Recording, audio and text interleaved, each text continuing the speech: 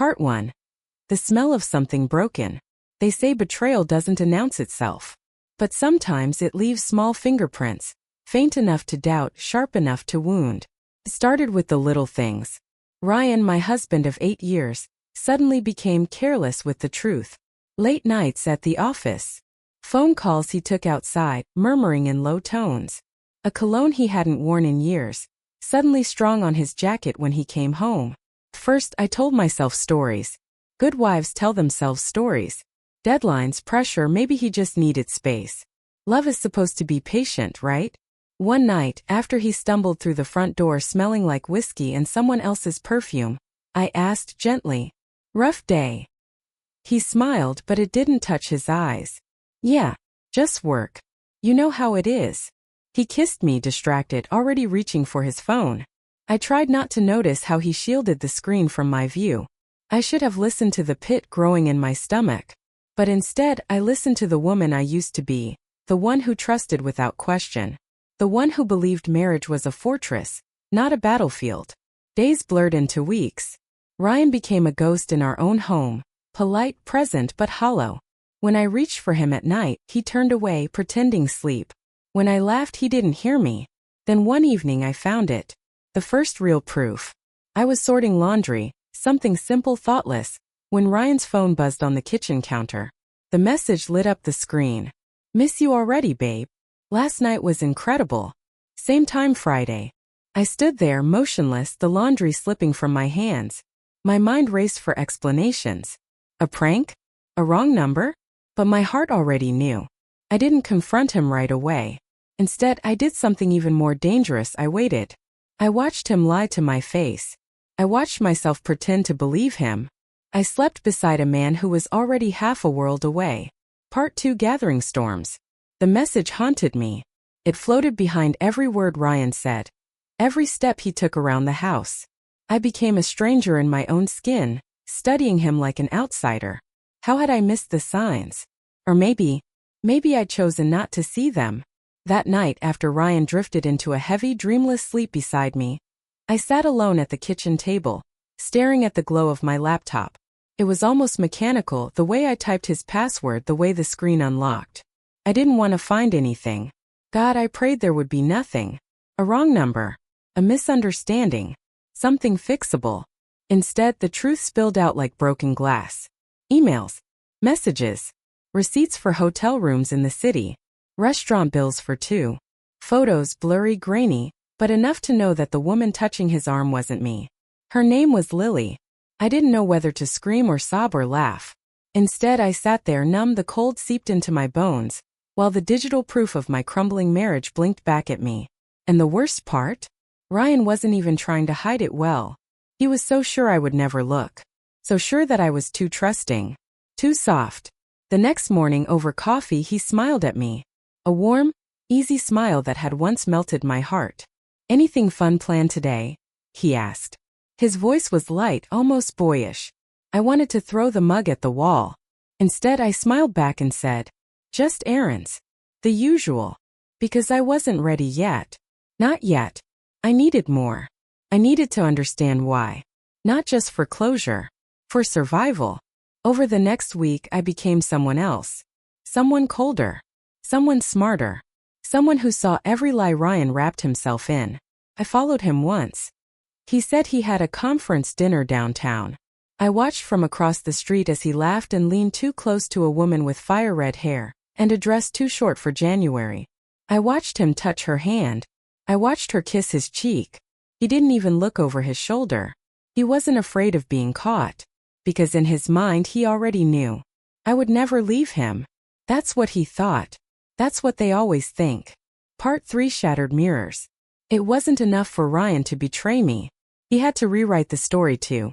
2 weeks after I followed him downtown, after I'd collected screenshots, emails, and a heart full of broken pieces, Ryan came home early from work. His face was tight, pale. He wouldn't look at me. I was slicing vegetables for dinner when he cleared his throat behind me. "We need to talk." I wiped my hands on a towel and turned to him, trying to read the man I thought I knew. "Okay," I said quietly. He sat at the kitchen table, elbows braced on his knees, head in his hands. For a moment I thought stupidly he might confess that maybe there was something left to salvage. Instead, he said the words that knocked the air from my lungs. I'm filing for divorce. Just like that. Cold. Detached. Like discussing the weather. I blinked. What? He finally met my gaze, and for the first time in months he looked almost angry. I'm not happy anymore, Emma. I haven't been. We've grown apart. You don't even see it, but you're different. We're different. It's time. I almost laughed. The absurdity of it. The audacity. Grown apart? Was that what he called sneaking around behind my back? My hand shook, but I kept my voice steady. Is there someone else? I asked, already knowing the answer. He hesitated, just for a beat too long before shaking his head. No. This is about us. Not anyone else. Lie upon lie upon lie. The man sitting across from me wasn't my husband. He was a stranger wearing his face. I'll have my lawyer send over the papers, he said, standing up, already moving toward the door like a man escaping a burning building. I wanted to scream at him. I wanted to throw every ugly truth I had gathered in his face. But I stayed silent. Because some wars aren't fought with noise. Some wars are won with silence. Later that night, when the house was finally quiet, I opened the folder I had hidden in my closet. Every printed email, every photograph, every receipt. Proof that I wasn't crazy. Proof that I wasn't the villain in this story. But that wasn't all I found. At the bottom of the folder was something new. Something I hadn't noticed before. An unfamiliar name on one of Ryan's credit card statements. Recurring charges at a clinic downtown. Curiosity gnawed at me. I looked it up. It wasn't a restaurant. It wasn't a hotel. It was a fertility clinic. My heart thundered in my chest. Why would Ryan be spending money at a fertility clinic? And then the pieces started to click into place horribly, unmistakably. Ryan wasn't just betraying me with another woman. He was building a future with her. Part 4, Beneath the Ashes. I didn't sleep that night. I sat at the kitchen table staring at the credit card statement, my mind looping through 1,000 scenarios. All worse than the last. A fertility clinic. Another woman. A future he was supposed to build with me, handed to a stranger. By morning the numbness was gone. In its place burned something sharper. Clarity. Ryan wanted to end our marriage quietly, cleanly, with me as the villain of his sad little story. But he had underestimated the woman he'd spent years discarding piece by piece. I made an appointment. The fertility clinic was a modest building downtown, gray stone, white trim, unremarkable. A receptionist with tired eyes and a fake smile asked for my name. I gave it. I didn't tell her why I was there. I didn't need to. While I waited, flipping through old magazines with shaking hands, a woman walked by. Tall. Red-haired. Familiar. Lily. She didn't see me. Or maybe she did and just didn't care. She was laughing, chatting warmly with a nurse, her hand resting protectively over a small swell at her stomach. Barely noticeable unless you were looking. But I was looking. And I saw everything. The nurse said something and Lily laughed again. That bright, easy laugh I once thought belonged to me. You're doing great, Lily, the nurse said. The embryo took beautifully. You're almost 12 weeks. 12 weeks. I sat there paralyzed, the words ringing in my ears. Ryan wasn't just building a future with her. He had already started it. A life. A child. It took everything I had not to collapse right there in that sterile lobby. Instead I walked out. I got into my car. I gripped the steering wheel until my knuckles turned white. And I realized something. Ryan wasn't running away because he was in love with someone else. He was running because he had already replaced me. The betrayal wasn't just physical. It was absolute. I drove home on autopilot, every mile heavy on my chest. When I pulled into the driveway, Ryan's car was already there. As if he'd sensed it, the shift in the air. The moment when the hunted realizes he's being hunted.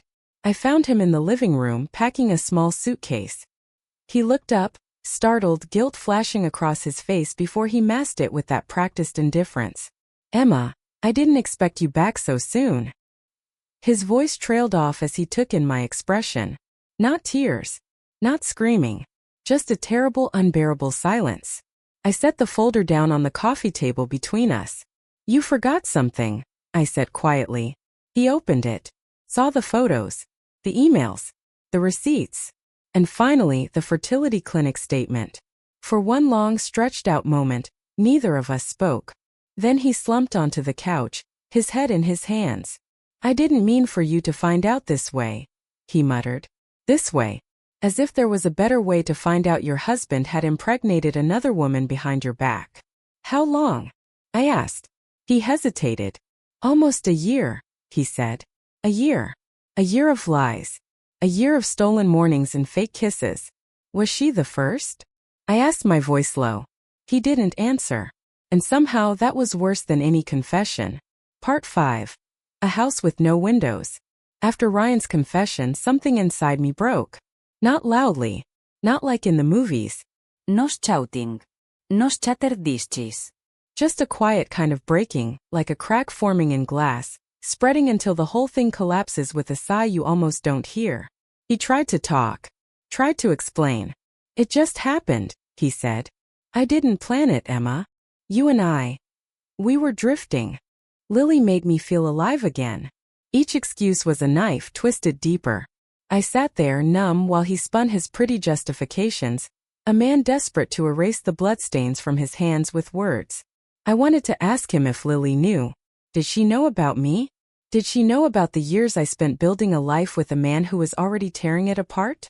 But the truth was, I didn't care about her. Not anymore. She wasn't the one who vowed to be faithful. She wasn't the one who promised me forever. Ryan was. And he had turned our marriage into a graveyard. The divorce papers arrived 3 days later, delivered to my doorstep like a package I hadn't ordered. I stared at the heavy envelope, feeling nothing. He had filed on grounds of irreconcilable differences. Neat. Clinical. Cowardly. I didn't even argue. What was the point? The day I signed the papers, I went back into the house we had once called home. Every room was a landmine of memories. The dent in the wall from when we moved the couch and laughed until we cried. The scratch on the kitchen table from our first clumsy Thanksgiving dinner. The faded photograph of us at Niagara Falls, still tucked into the corner of the mirror, a mocking ghost. I packed slowly, deliberately, choosing what to take, choosing what to leave behind. I left the photo. I left the scratch table. I left the version of myself who once thought love could survive anything. The hardest part came when I found the small box in the back of the closet, the one where I had hidden tiny baby clothes, purchased years ago when hope still burned bright in me. Ryan never knew. He didn't care. He had his family now, growing inside another woman. I sat on the floor, cradling the tiny cotton onesie against my chest, and for the first time since the nightmare began, I allowed myself to weep. Not just for the marriage, not just for the betrayal, but for every version of the future that had died along with it. Hours later, I locked the door behind me and walked away from the house that no longer belonged to me. I didn't look back. Because some things you bury so deep, even memory can't resurrect them. Part 6. Where the light enters. The days that followed were strange. Quiet. Heavy. Felt like grief but different. Grieving someone who was still alive. Grieving a future that never existed. First, everything hurt. The mornings without coffee shared across the kitchen table. The evenings without Ryan's keys jangling in the door. Even silence felt like it was screaming at me. But slowly, something else began to creep in through the cracks. Relief. I wasn't bracing for the next lie. I wasn't shrinking under the weight of pretending anymore. The first real moment of peace came one rainy afternoon when I walked past a small bookstore tucked between a bakery and a thrift shop. I don't know what made me go inside. I hadn't read for pleasure in years, too busy surviving, too busy pretending. The store smelled like old pages and warm wood. Safe. I wandered the aisles until my fingers brushed over a battered paperback. A collection of essays about starting over. I bought it without thinking. That night, curled up alone on my rented couch in my tiny rented apartment, I read the first page.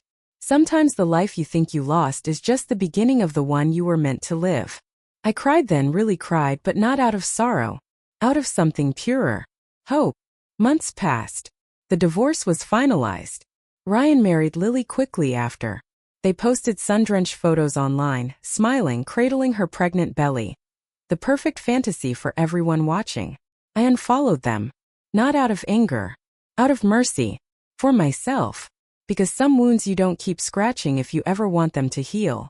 Then one afternoon I ran into Ryan by accident. It was a Sunday. I was sitting outside the same bookstore, sipping a coffee and laughing over a book with a friend. A real laugh, the kind that feels like breathing after being underwater too long. He saw me before I saw him. I recognized the hesitation in his step, the way he hovered like a man caught between past and present. He looked different, tired, older in a way heartbreak can't explain. "Emma," he said, coming closer, his voice unsure. I looked up, meeting his eyes, and for the first time I felt nothing. No anger. No sadness. Just acceptance. "Hi, Ryan," I said, like greeting a passing stranger. There was a long pause. "You look happy," he said, almost bewildered. I smiled small, real. "I am." He shifted awkwardly, fumbling for something to say. "I just wanted to tell you. I'm sorry. For everything. For how I handled it. You didn't deserve that." I studied him for a moment. The old me might have clung to that apology like a lifeline. The old me might have needed it. But the woman I had become, the woman sitting in the sunlight, laughing freely, she didn't. "I know," I said simply. He waited as if hoping for more. Forgiveness, absolution, permission to feel better about what he had done. But I had already given myself all the closure I needed. I picked up my coffee, stood up, and nodded toward the bookstore. "Take care of yourself, Ryan." And then I walked away, not from him but toward myself. Every step felt lighter. Every breath felt clearer. Because the final reckoning wasn't some dramatic confrontation. It wasn't a courtroom speech or a revenge plot. It was this: living well. Loving myself enough to move forward. Choosing peace over bitterness. And somewhere deep inside I knew. Ryan had built a house of lies. But I had built something stronger. A life with windows wide open to the sky. Where the light could finally enter.